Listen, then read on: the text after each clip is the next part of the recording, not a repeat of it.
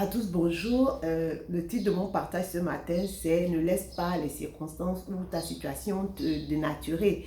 Amen. En effet, la parole de Dieu dit que nous avons, désormais, nous sommes nés de Dieu. Donc, ça veut dire qu'on a la nature de Dieu et on doit, au travers du Saint-Esprit, manifester son caractère.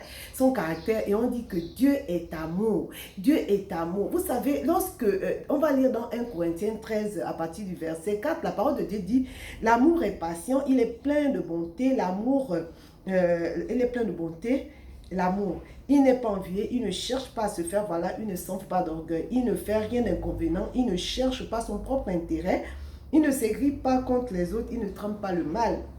L'injustice l'attriste, la vérité le réjouit.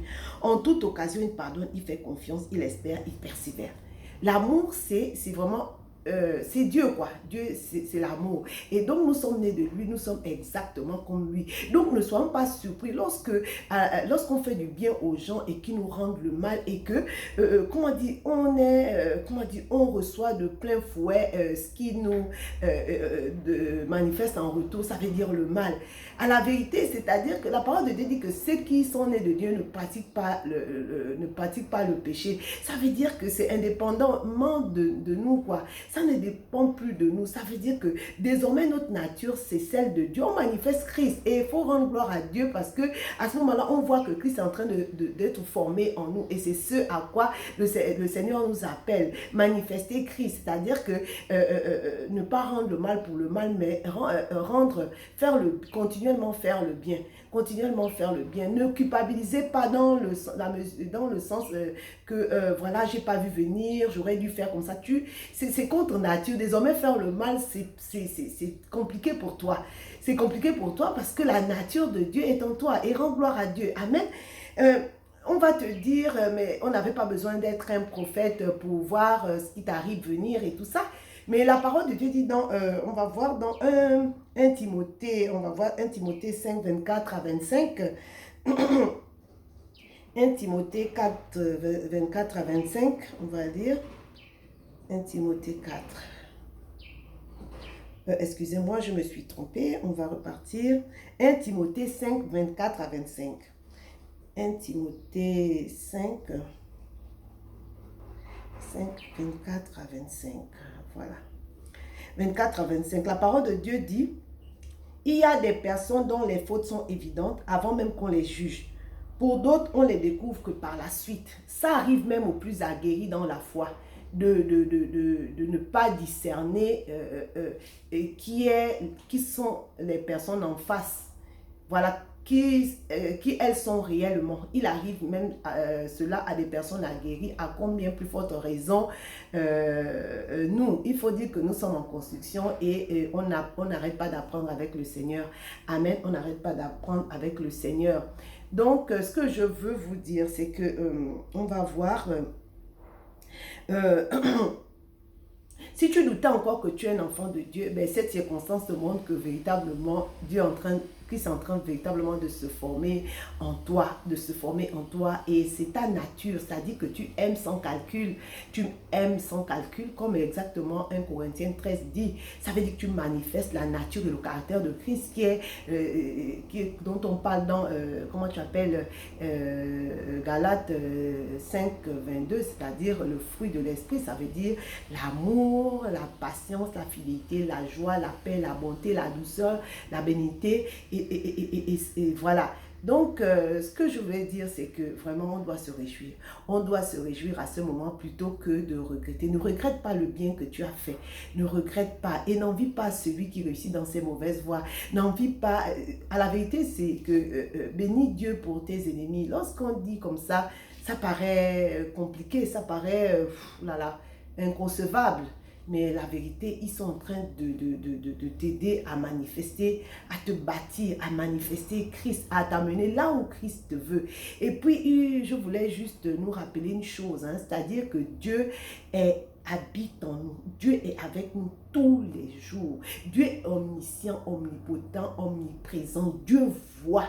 Lorsqu'il voit et puis que tu es dans la situation, Dieu sait que tu en as la capacité.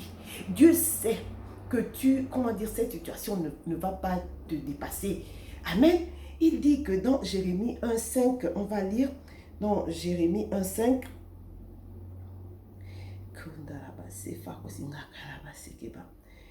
dans Jérémie, excusez-moi, Jérémie 1,5, la parole de Dieu dit: avant de t'avoir formé dans le sein de ta mère, je t'ai choisi. Et avant ta naissance, je t'ai consacré. Je t'ai destiné à être prophète pour les peuples. Et dans Jérémie 11, verset 29, que nous tous nous connaissons, il dit: car moi je connais les projets que j'ai conçus en votre faveur, déclare l'Éternel. Ce sont des projets de paix et non de malheur, afin de vous assurer un avenir plein d'espérance. Je n'arrête pas de dire que Dieu n'est pas surpris par ce qui nous arrive. Il connaît, il sait. La parole de Dieu dit qu'à celui qui peut faire par sa puissance qui agit en nous infiniment bien au-delà de ce que nous pouvons penser ou imaginer. Et la parole de Dieu dit que celui qui est en nous est plus grand que celui qui est dans le monde. La vérité, c'est que nous en avons la capacité au travers de du Saint-Esprit qui habite en nous, parce qu'il dit que ce n'est ni par la force ni par la puissance, mais par le Saint-Esprit. Et ce qui me réjouit encore, c'est que la parole de Dieu dit que quand je suis faible, c'est alors que je suis fort. Je puis tout par celui qui me fortifie. Et il dit que, c'est dans la souffrance, c'est dans ma faiblesse que la puissance de Dieu se manifeste. Donc, vraiment, réjouis-toi. Laisse que tes ennemis se réjouissent à ton sujet. Ce n'est pas ça ce qui doit t'inquiéter. Mais vraiment, bénis Dieu d'être faible. Laisse Dieu être Dieu. Je disais cela dans un post dans ta vie. Ça veut dire, renonce à toi. Renonce à ta justice. Laisse-lui prendre les rênes. Laisse-lui prendre le contrôle. Laisse-le prendre le contrôle. Parce que la parole de Dieu dit que aucune tentation qui vous est survenue, qui n'ait été humaine, Dieu qui est fidèle ne permettra pas que vous soyez tentés au-delà de vos forces. Et dans la tentation, il préparera aussi le moyen d'en sortir. Et Dieu dit que lorsque tu vas traverser les eaux, il sera avec toi, les eaux ne vont pas te submerger. Lorsque tu vas traverser le feu, les flammes ne t'embraseront pas. Dieu est d'une fidélité incroyable. Je vous assure, j'expérimente sa fidélité dans le désert et vraiment je bénis Dieu. Je veux vous partager, et vraiment je voulais vous partager cela. Réalisez que faire le mal, ce n'est pas pour vous. Je suis désolée, mais ce n'est pas pour vous, quoi. C'est désormais, rendez gloire à Dieu que vous n'avez pas, accompli, rendu le mal lorsqu'on vous a fait, lorsque on vous l'a rendu alors que vous avez fait du bien. Vraiment, il faut rendre gloire à Dieu. Ne regrettez pas. Ne regrettez pas. Et la bonne nouvelle, comme on a toujours dit, toute chose concourt pour le bien de ceux qui aiment Dieu, de ceux qui sont appelés selon ses desseins. Ça veut dire que si tu es né de nouveau, tout ce qui t'arrive, comme j'ai dit, il est omnipotent, omniscient, omniprésent, il le voit, il sait que tu peux. Pourquoi? Parce que ce n'est pas toi qui fais. Il dit que tout ce que nous faisons, c'est lui qui l'accomplit pour nous. Alors, mon frère, ma soeur, vraiment, ne laisse pas les circonstances te dénaturer. Tu as la nature de Dieu et la nature de Dieu, c'est la justice, c'est le bien. Et voilà, donc bénis Dieu d'être simplement ce que tu es en réalité. Amen. Demeurez bénis et à très vite. Merci.